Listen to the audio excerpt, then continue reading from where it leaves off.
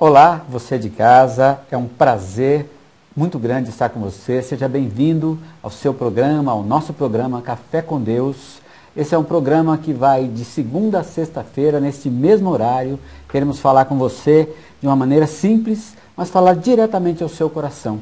Nós estamos aqui hoje com o nosso amado e querido irmão, o Luiz Henrique, e nós vamos falar um pouquinho mais, Luiz Henrique, sobre a história do resgatador. Nós tivemos o prazer de compartilhar aqui na semana passada, nos programas passados, sobre o processo que o nosso Deus, o Pai, o Filho e o Espírito, passou para que eu e você pudéssemos recebê-lo. Na ocasião, você deve recordar, amigo de casa, amiga de casa, o Enio, que nós demos um exemplo com respeito a como se fosse uma vitamina, tá certo? E Deus, o primeiro grande passo que Ele determinou para que pudesse nos alcançar um dia foi a encarnação. Então, a encarnação é um grande passo dado por Deus. Deus que habitava, no terceiro céu, e nós aqui nessa terra, muito distante. Se Deus chegasse da forma como Ele é, na sua eternidade, e de repente aparecesse para nós, Enio, certamente eu e você seríamos fulminados. Com certeza. Nós não suportaríamos a glória de Deus de imediato. Sim, com certeza. Então, Deus, Ele se encarnou na pessoa de Jesus, seu Filho, e no ventre de Maria nós vimos isso, com bastante detalhes, que ele foi gerado então de Maria. Então esse foi o primeiro grande passo, a encarnação do nosso Deus na pessoa do Filho do Senhor Jesus. Depois nós vimos o segundo grande passo, que foi o viver humano. Ele viveu como nós, dia após dia, aqui nessa terra, debaixo do sol, tinha sede, fome, ele se relacionava com as pessoas, tá certo? E onde as pessoas estavam.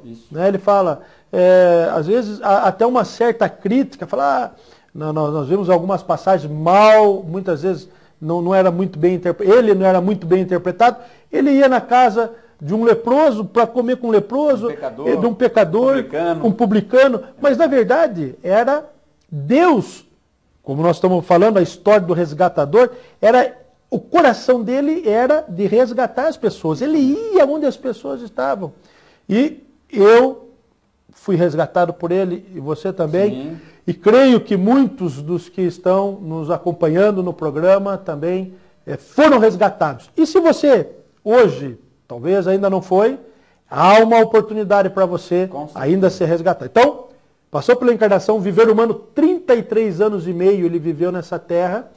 Depois ele passou pela crucificação, ele foi crucificado ali na cruz, ele morreu pelos meus pecados, pelos seus pecados, pelo pecado do mundo inteiro. Nós vemos no Evangelho de João, capítulo 3, versículo 16, fala, Deus amou o mundo de tal maneira que deu seu Filho unigênito, Então ele foi dado para nós, ele foi o nosso substituto, ele morreu por nós, ele pagou a nossa dívida, a dívida que eu jamais conseguiria pagar.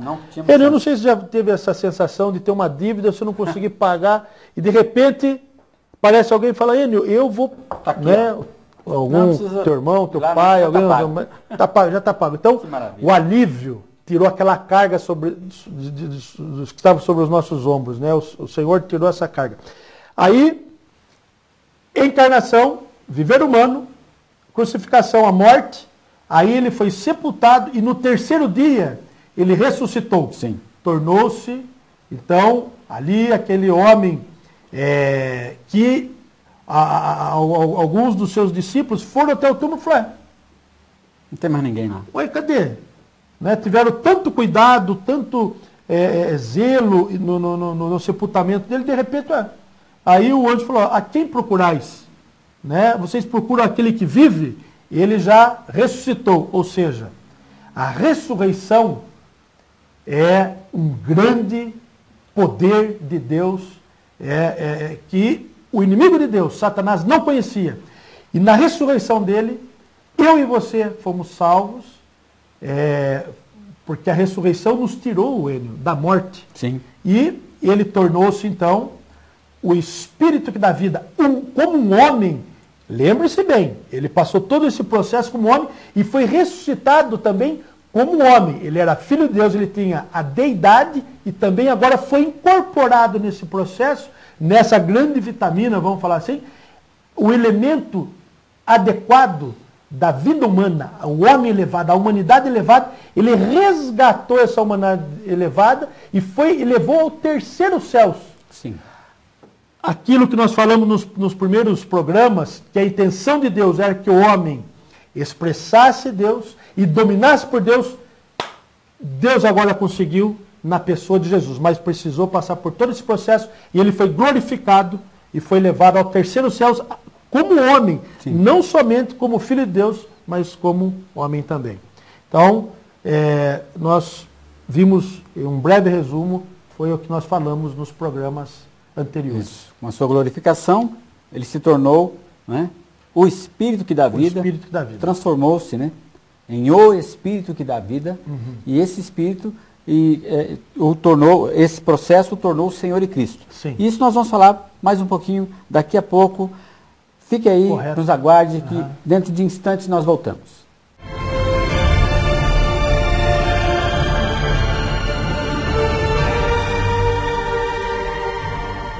O projeto Café com Deus preparou um espaço especial para receber você. Conheça nosso centro de convivência, com sala de leitura, biblioteca, auditório, cantina, área de lazer, sala para crianças e muito mais. Sua presença é muito importante para Deus e para nós. Esperamos por você. Avenida Justino Ribeiro, 208, Jardim dos Estados. Telefone 3721-1075.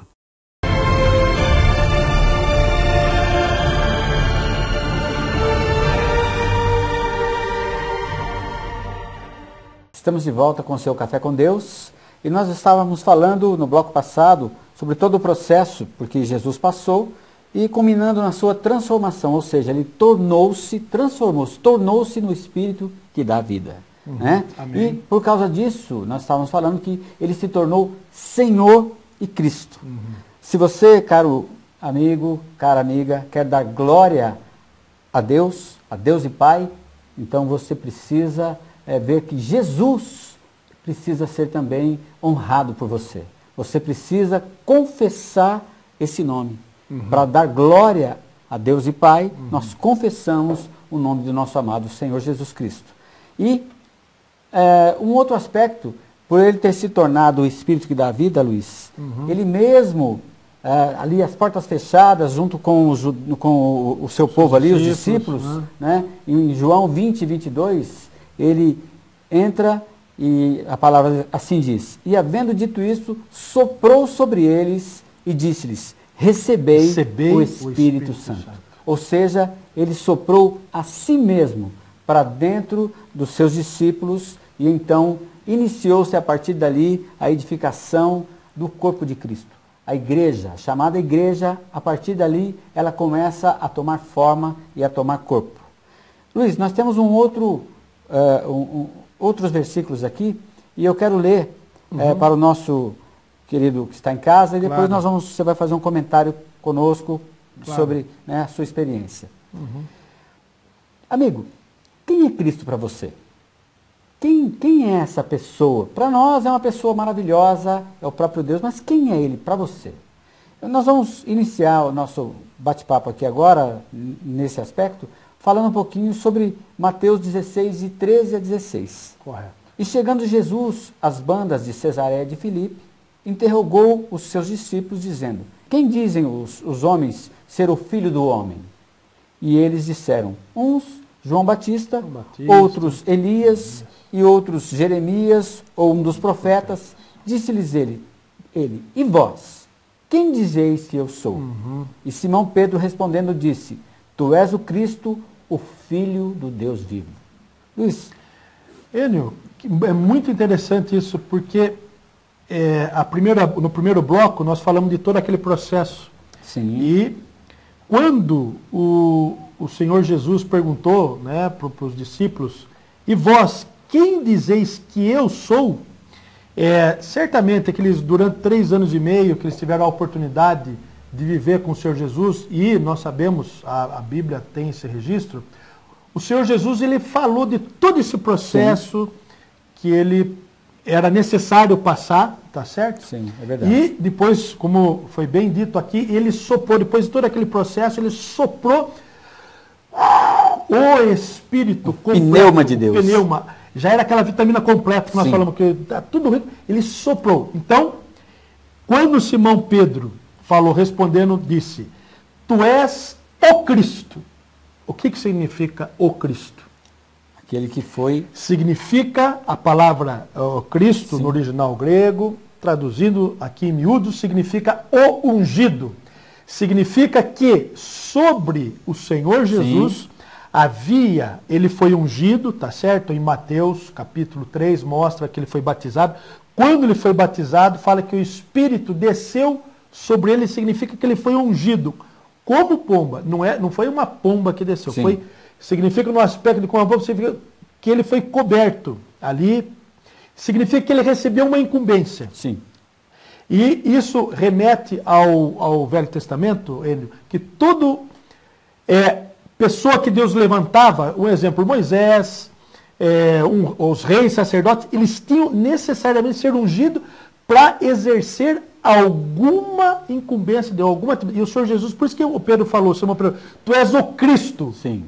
Significa que sobre ele tinha uma incumbência que era a redenção, nos redimir e nos dar vida. Por isso que no final ele soprou sobre os discípulos. Esse é o primeiro aspecto.